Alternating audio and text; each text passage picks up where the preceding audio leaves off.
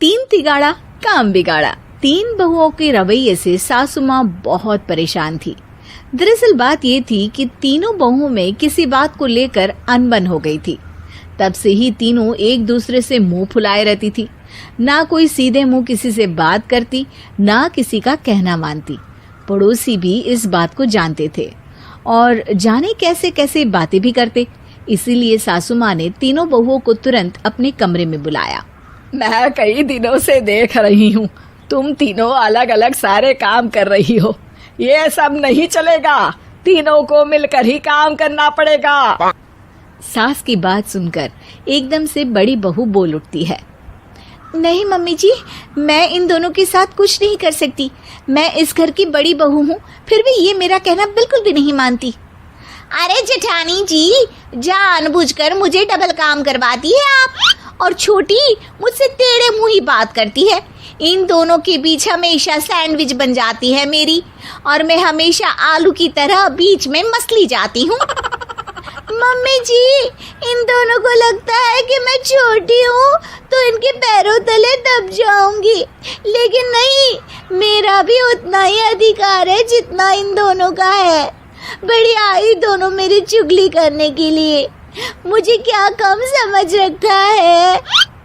तीनों बहू एक दूसरे से बहस करने लगती है और सास दोबारा ये देखकर टेंशन में आ जाती है और सबसे कहती है, चुप हो जाओ, अब से तुम तीनों सारे काम एक साथ करोगी, आंख बंद करके एक दूसरे की बात सुनोगी। तुम तीनों इस बात को गांठ बांध लो, वरना अगली छुट्टियों में तुम्हारा अपना मायके जाना कैंसिल। सास की बातें सुनकर डर के मारे तीनों हामी भर देती हैं। जी मम्मी जी, मैं समझ गई। हाँ मम्मी जी, जैसा आप कहें, आप जो कहेंगी मैं वही करूंगी। तीनों बहू सास की बात को गांठ बांध लेती है और वादा करती है कि अब से सारे काम वो तीनों एक साथ मिलकर ही करेंगी। ये सब देखकर सास खुश हो जाती है और वहां से चली जाती है। नीचे जाकर वो देखती है कि घर में शर्मा जी आए हुए होते हैं। सास जोर से आवाज लगाकर कहती है, अरे बहू, जरा चाय बनाकर तो लाना, शर्मा जी आए हैं। सास की बात सुनकर तीनों बहू तुरंत किचन की ओर भागती है और चाय बनाना शुरू कर देती है। मुझे तो एकदम मसाले वाली कड़क चाय पसंद है, तो हम शर्मा जी के लिए मसाले वाली चाय ही बनाएंगे।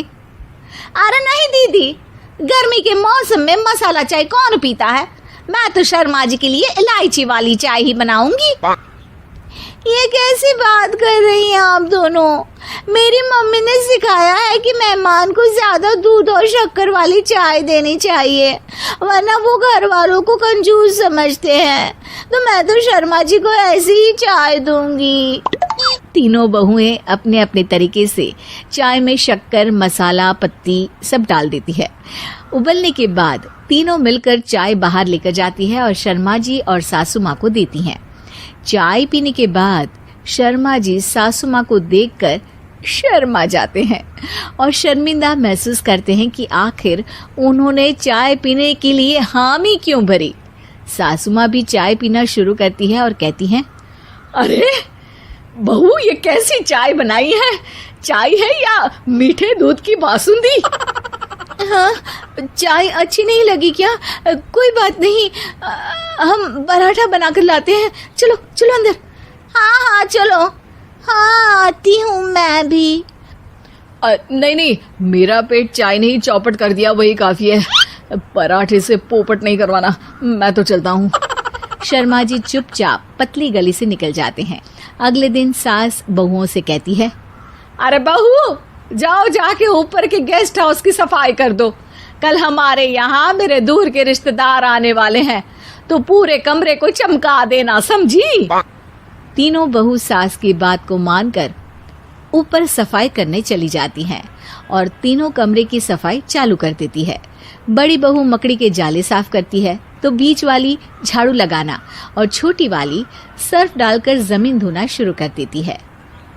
अरे दीदी, जेठानी जी, अभी मैंने पूरी फर्श धोई और आप फिर से धूल नीचे गिरा रही हैं। और मछली जेठानी जी, आप बिना झाड़ू की धूल यहाँ छटक रही हैं।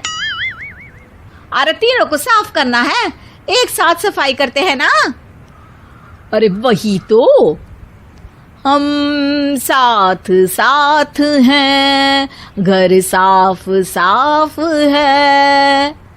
तीनों बहू ऐसे ही काम में उलझ जाती है और 2 घंटे तक एक ही कमरे की सफाई करती रहती है।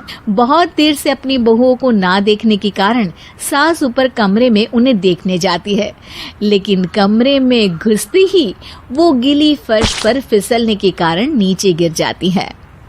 ओरी मोरी मैया, हड्डी मरोड़ के रख दी। आए मेरी तो कमर ही टूट गई रे। तीनों बहुएं सास को उठाती हैं और बिस्तर पर सुला देती है। अरे मेरे हाथ पैर दर्द कर रहे हैं, दबा दो, आराम मिलेगा। हाँ जी माँ जी। अरे जी माँ जी माँ जी।